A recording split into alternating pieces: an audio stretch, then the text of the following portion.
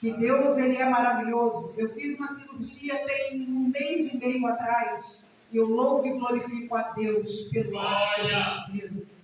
E eu nem sabia que esse ato estava comprometido, irmãos. Porque o médico falou que eu tinha que fazer uma cirurgia de hérnia. E eu fui lá para fazer a cirurgia de hérnia. Fiz os exames todinho. Eu até fugi da cirurgia em dezembro. Porque eu falei assim, Senhor, me cura. Eu não quero mais fazer cirurgia.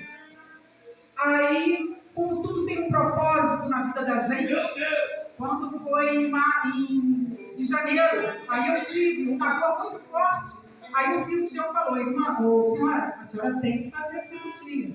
Porque hérnia, a tendência é só aumentar. Aí eu falei, Senhor, se não tem para outro caminho, se não for pela minha fé, então venha comigo, Senhor. Então Ele foi comigo. Para a glória do nome do Senhor Jesus. E essa hérnia, irmãos, ela já estava com 8 centímetros, 2 hérnias epigásticas. É uma coisa que às vezes a gente tem que pegar peso, fazer esforço demais, acontece isso. E ela já estava comprometendo a minha respiração e eu não sabia. Tanto que quando eu saí do centro cirúrgico, eu olhei assim, meu Deus, será que eles operaram o meu nariz também? Porque eu estava respirando muito bem quando saí do centro cirúrgico, eu fiquei boba por isso. Mas Deus, Ele sabe de todas as coisas, amém? Louvado seja o nome dEle. E eu fiquei aguardando. Eu fui para o centro cirúrgico às 9 horas da manhã e a minha cirurgia foi feita às 19 horas, 7 horas da noite. Eu fiquei sentada numa cadeira azul e eu não sabia qual era o propósito de Deus naquela situação. Eu fiquei sentada e naquele dia foram mais de 70 cirurgias, porque eram 3 centros cirúrgicos, no primeiro, no segundo e no terceiro andar, um hospital público muito bom no Rio de Janeiro, o Ronaldo Gazola. E aí lá faz só cirurgia de hérnia, vesícula, essas cirurgias assim. E aí os médicos fazendo as cirurgias das outras pessoas, eu fui ficando no final, eu não entendi. Até falei com a moça que estava do meu lado, você passou na frente, né? Porque eu cheguei primeiro que você. Ela falou assim, se me chamaram, eu fui. Fica tranquilo, Deus sabe de todas as coisas. E naquele ambiente ali houve situações em que Deus permitiu que a enfermeira estava chorando muito. A enfermeira-chefe daquele ambiente, Deus permitiu que ela chegasse até nós, contasse um problema. Aí estava eu, ela e uma outra senhora, e nós mesmo assim, temos as nossas mãos ali e oramos. E Deus foi fazendo o propósito dele. O médico chegou para mim e falou assim, senhora, olha só, eu vou cortar mais ou menos uns 10 centímetros acima do seu umbigo, e embaixo do teu umbigo vou cortar mais 4 dedos. Ele falou para mim. Aí eu só falei com Deus, Senhor, precisa tanta coisa assim, mas eu fiquei quietinha. Depois o anestesista veio e falou comigo, e eu só falando com Deus. Irmãos, não foi esse médico que fez a cirurgia em mim, não foi esse anestesista. Eu fui a última do turno da manhã do dia. Por quê? Porque eu fui a primeira do turno da noite. Para a glória do nome do Senhor Jesus, a minha cirurgia só teve 8 centímetros, o médico colocou a tela e foi tudo bem. Quando eu estava indo para o centro cirúrgico, eu falei com Deus, falei assim, Senhor, eu não quero sentir dor. Não deixa eu sentir dor, não. Eu falo para os irmãos que, quando eles me colocaram na maca, eu estava deitada, e o médico, o anestesista pediu para eu sentar, eu fiquei assim de frente, ele ficou atrás de mim, ele pediu para ajeitar aqui para poder dar a raque. E aí veio uma enfermeira que ficou na minha frente. Eu só vi isso, eu não vi mais nada. Eu não senti nem a agulhada da raque, coisa que eu nunca fiz. Eu já fiz cesariana 2 vezes para ter meus filhos. Eu já fiz cirurgia e eu sei, a gente sempre sente a raque entrando no médico da gente. Vai sentir uma agulhada, vai sentir um negocinho e tal. Ele vai explicando o que a gente vai sentir. Irmãos, eu não senti nada. Para a glória do nome do Senhor Jesus, até os dias de hoje, eu louvo e glorifico a Deus, porque Ele agiu do início ao fim. Amém? Louvado seja o nome do Senhor. E para a meditação da igreja, vai ser 2 passagens, irmãos. Deus está pedindo para eu falar nessas 2 exemplo, Marcos 5 e Mateus 8. Os dois. A cura do centurião. Tendo Jesus entrado em Cafarnaum, apresentou-lhe um centurião implorando. Olha o que o centurião pediu. Senhor, o meu criado jaz em casa, de cama, paralítico, sofrendo horrivelmente.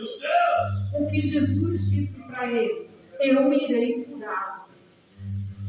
Mas ele foi tão intrépido que a atitude dele fez com que Jesus se admirasse. Isso é ter fé, irmãos. Às vezes, em situações, a gente tem fé de tal forma, irmão, que a gente surpreende até o Senhor Jesus. E aqui o centurião, ele surpreendeu. Ele falou que não precisava nem o Senhor Jesus ir lá, bastava uma palavra. Ele reconheceu a autoridade do nome do Senhor Jesus, amém?